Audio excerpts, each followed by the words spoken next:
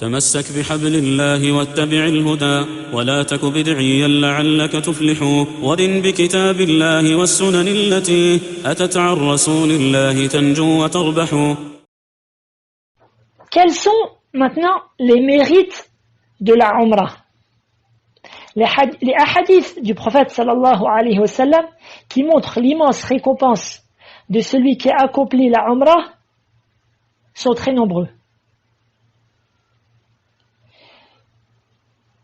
Je me limiterai à citer deux hadiths qui montrent la valeur d'accomplir la Umrah en tout temps de l'année.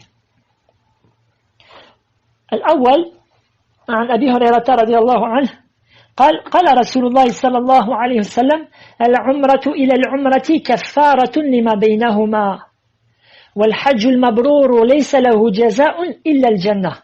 Ce qu'a rapporté Al-Bukhari et Muslim d'après Abi Huraira que le messager d'Allah sallallahu alayhi wa sallam a dit l'accomplissement du petit pèlerinage al-Umrah efface les péchés accomplis entre la Umrah précédente et celle qui vient après celle-ci. Et le pèlerinage, le grand pèlerinage, al-Hajj, exempt de tout péché, n'a d'autre récompense que le paradis. Bref, on prend de ce hadith-là que Allah Ta'ala, il pardonne à son serviteur à qui il a accepté sa Umrah, tous les péchés qu'il a accomplis depuis la Umrah précédente. Et le deuxième hadith que j'aimerais citer, ce qu'a rapporté l'imam Tirmidhi, qui a été rendu authentique par Sheikh Al-Albani, عن عبد الله بن مسعود رضي الله عنه قال رسول الله صلى الله عليه وسلم تابعوا بين الحج والعمرة فإنهما ينفيان الفقر والذنوب كما ينفي الكير خبث الحديد والذهب والفضة وليس للحجة المبرورة ثواب إلا الجنة. Donc le sens de la traduction du hadith, le prophète sallallahu alayhi wa sallam dit faites suivre entre le hajj et la umrah car ils font disparaître l'indigence c'est la grande pauvreté, car ils font disparaître l'indigence et les péchés tout comme fait disparaître le souffle du forgeron les résidus du fer, de l'or et de l'argent. Et le pèlerinage vertueux, c'est-à-dire celui qui est excepté de péché, n'a d'autre récompense que le paradis. Et une petite parenthèse, ce hadith répond donc à la parole de certains ignares qui disent « Je n'accomplis pas le hajj ou la umrah car je ne veux pas me ruiner. » Subhanallah. La réponse: si tu avais été instruit dans la religion d'Allah et que tu avais eu la certitude de la véracité de la promesse d'Allah sur la langue de son messager, sallallahu alayhi wa sallam, tu aurais eu la certitude que l'accomplissement du hajj et de la umrah ne ruine pas la personne, mais au contraire, elle éloigne de lui, elle repousse de lui la pauvreté. Walillahi alhamdu wal minna. Et enfin, je rajoute un hadith qui montre l'exceptionnelle récompense de la Umrah effectuée pendant le mois du Ramadan. Ce qui a été rapporté dans les deux recueils authentiques, عن ابن عباس رضي الله عنهما أن رسول الله صلى الله عليه وسلم قال عمرة في رمضان تعدل حجة أو حجة معي. D'après Ibn Abbas, le messager d'Allah sallallahu alayhi wa sallam a dit la Umrah accomplie durant le mois de Ramadan équivaut à accomplir un hajj, un grand pèlerinage, ou encore un hajj en ma compagnie. Fin du hadith. Cela montre donc la grande valeur de celle-ci. Même si on ne comprend pas on ne comprend pas de ce hadith que celui qui a accompli la Umrah pendant le Ramadan est dispensé d'accomplir le Hajj. Non, c'est pas ce qui est voulu. Ce qui est voulu, c'est que la récompense est énorme. Donc, voici pour cela. Maintenant, venons aux piliers, les piliers de la Umrah, du petit pèlerinage. Si un de ces piliers manque, alors la Umrah est nulle. Il y a 3 piliers pour la Umrah. Al-Ihram, la sacralisation, le Tawaf, ce qu'on appelle Tawaf al-Umrah, le Tawaf de la Umrah, c'est-à-dire la circumambulation autour de la Kaaba, et la 3e c'est le Sa'i entre Safa et Al-Marwa. L'aller, puis le retour entre Safa et Al-Marwa. Nous voyons ça avec plus de détails. Donc, le premier pilier est Al-Ihram, la sacralisation. Ay niyatan nusuk, in'iqad al-qalb li-dukhul fi nusuk. C'est-à-dire, le fait de mettre son intention d'entrer dans les rites de la Umrah.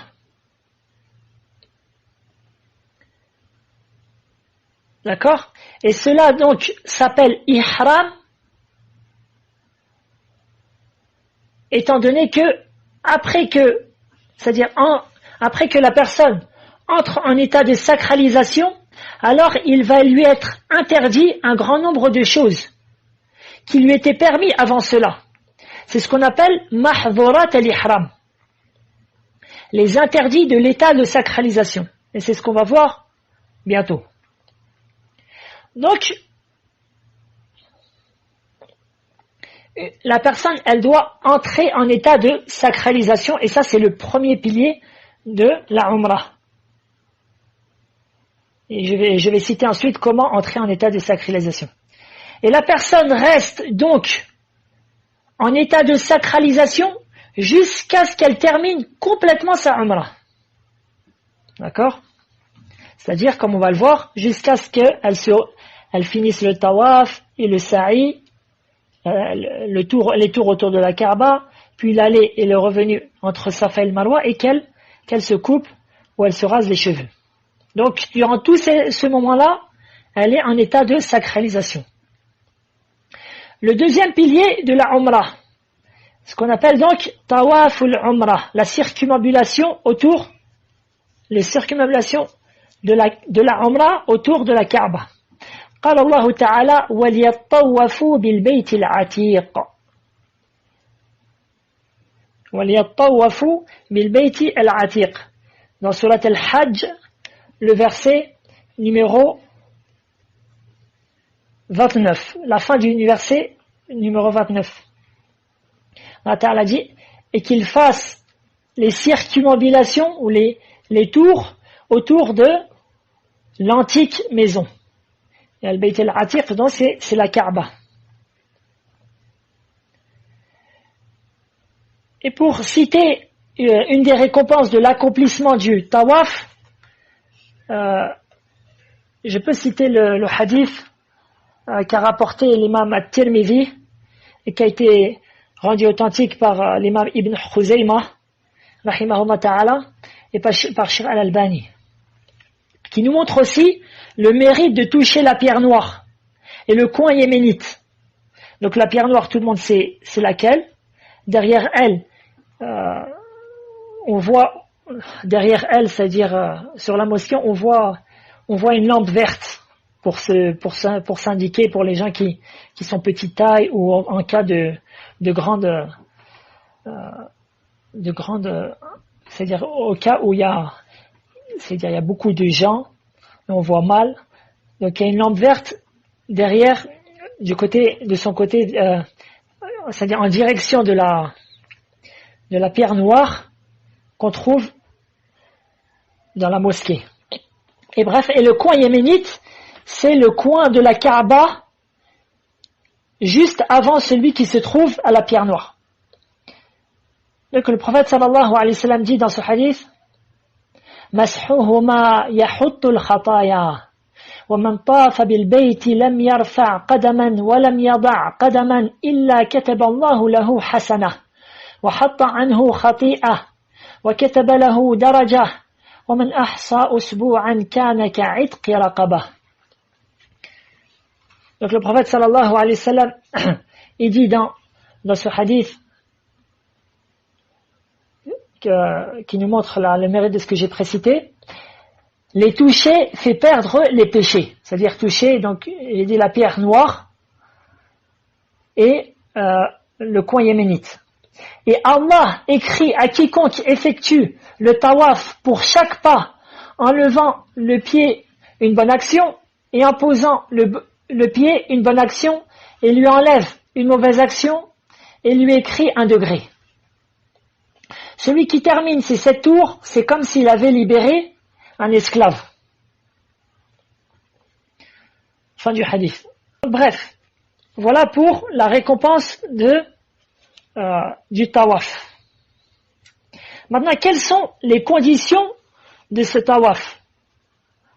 Les conditions pour que ce tawaf-là, cette circumambulation-là, soit acceptée.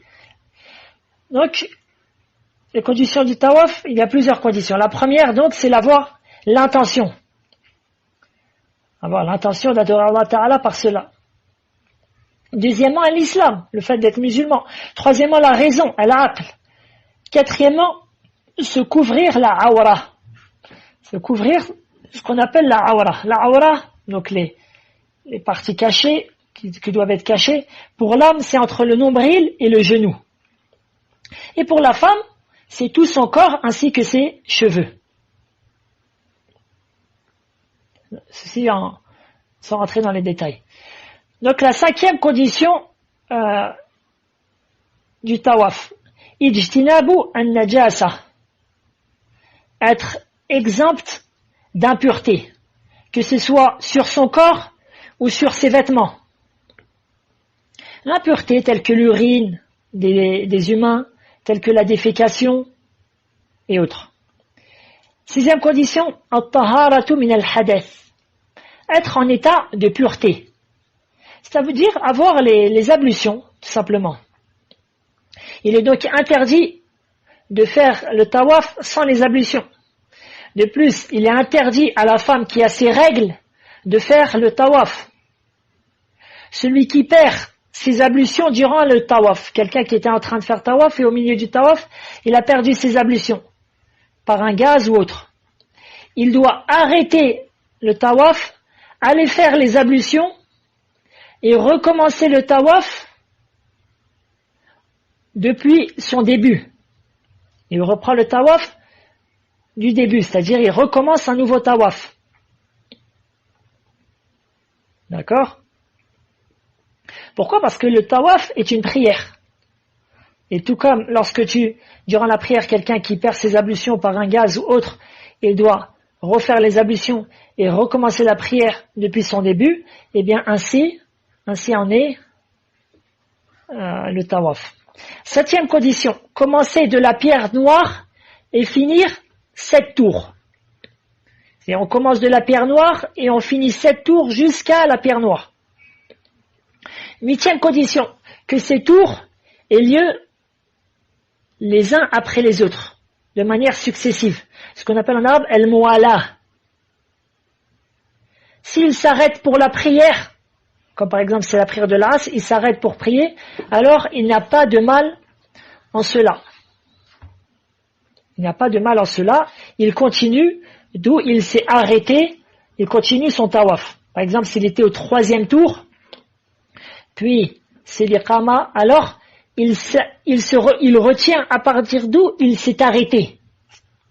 D'accord?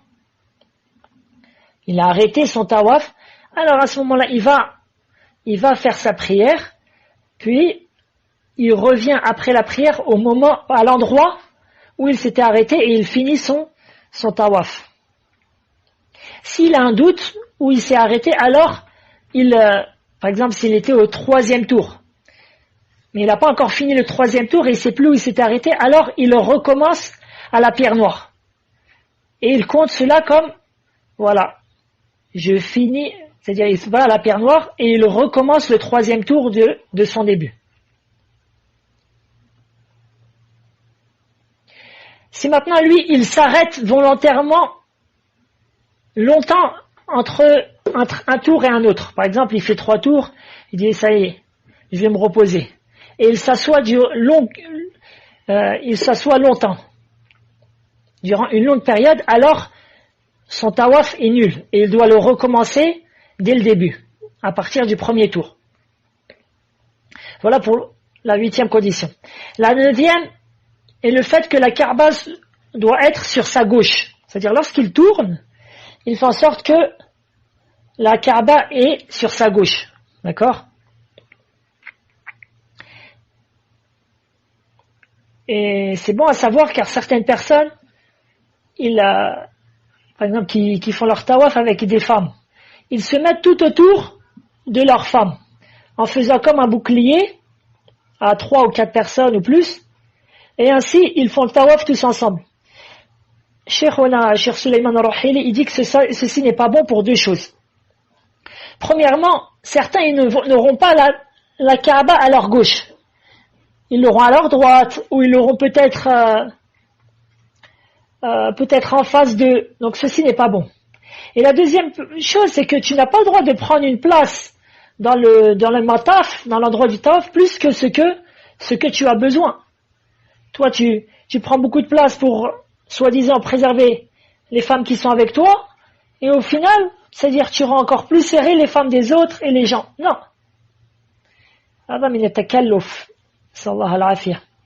Bref. 10e condition, certains fuqaha rajoutent, et ceci fait l'objet de divergences, c'est que le tawaf se fasse à la marche, tant que la personne a la capacité de marcher. Même si, comme j'ai dit, ceci fait objet de divergence, et les shafi'ites, c'est-à-dire les fuqaha, les madhab shafi'i, ils ne voient pas cette condition, et leur parole, elle est très très forte. Je ne rentre pas dans les détails, étant donné que ce n'est pas possible dans ce cours-là. Bref, voilà ce tawaf donc, est donc un pilier de la Umrah. À noter, il est conseillé de multiplier autant que possible les tawafs et de prier après chaque tawaf, c'est-à-dire après les 7 tours, 2 unités de prière. Donc le premier tawaf, ça c'est un pilier.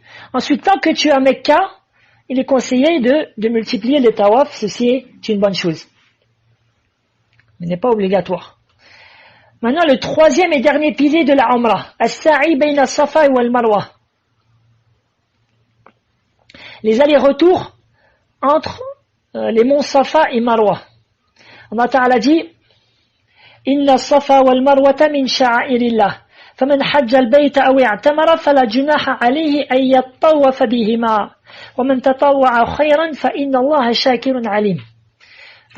Dans Surat Al-Baqarah, étant donné que les rites du Hajj, les versets qui autour de cela, tu les trouves beaucoup dans Surat Al-Hajj, dans Surat Al-Baqarah, même s'il y a des versets aussi dans Surat Al-Imran. Donc Allah Ta'ala dit, le verset 158. As-Safa, donc c'est le nom du premier mont.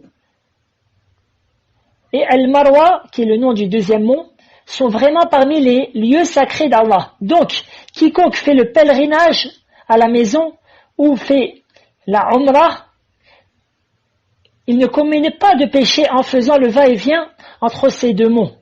Et quiconque fait de son propre gré une bonne œuvre, alors Allah est reconnaissant et omniscient. Donc, ce verset-là est la preuve, ou une des preuves que ceci est un pilier. Que ceci est un pilier de la Umrah. Les conditions maintenant, les conditions de l'aller-retour entre Safa et Marwa. La première condition, c'est l'intention. L'intention d'adorer Allah par cela. Deuxièmement, c'est l'islam. Troisièmement, c'est al-aql, la raison. Quatrièmement, c'est al-muwala.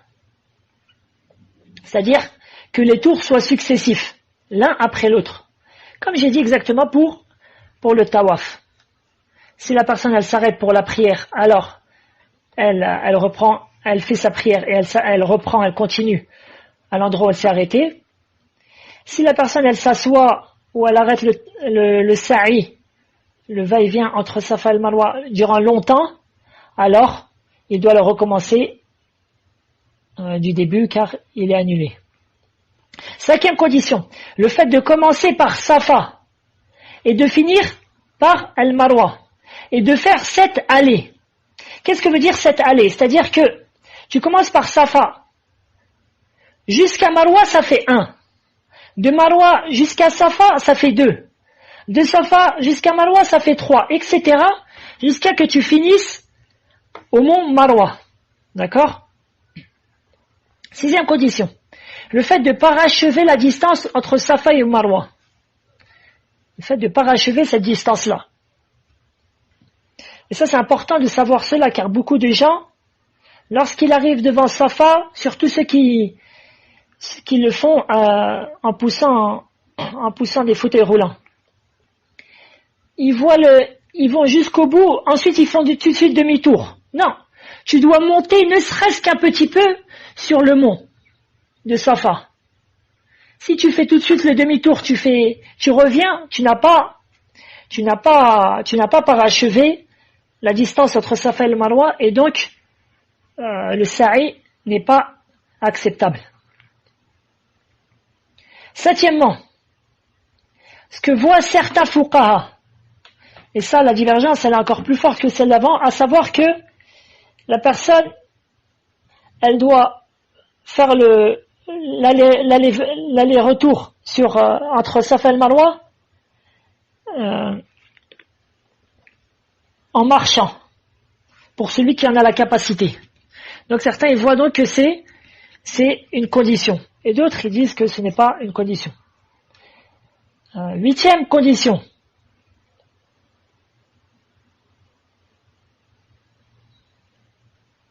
Certains fuqaha, certains savants dans le fiqh, ils voient que ce safa-là, il doit avoir lieu après avoir effectué le tawaf. C'est-à-dire que tu ne dois pas commencer en arrivant à Mecca par le safa. Non, tu dois commencer par le tawaf autour de la Kaaba et ensuite faire le safa. Voilà pour les conditions du sa'i. Et donc tu remarques qu'il n'y a pas la condition d'avoir les petites ablutions ni les grandes. Même si la sunna est d'avoir les ablutions. Mais celui qui, par exemple, qui perd les ablutions, le mieux c'est qu'il les recommence. Et lorsqu'il les recommence, il continue. Il ne reprend pas tout depuis le début.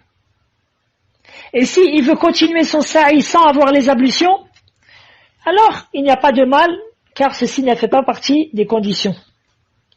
Même si quelqu'un avait à le faire alors qu'il n'a même pas les grandes ablutions, alors ceci est acceptable. Donc on a ainsi fini, par la grâce d'Allah, tabaraka wa ta'ala, les piliers de la Umrah.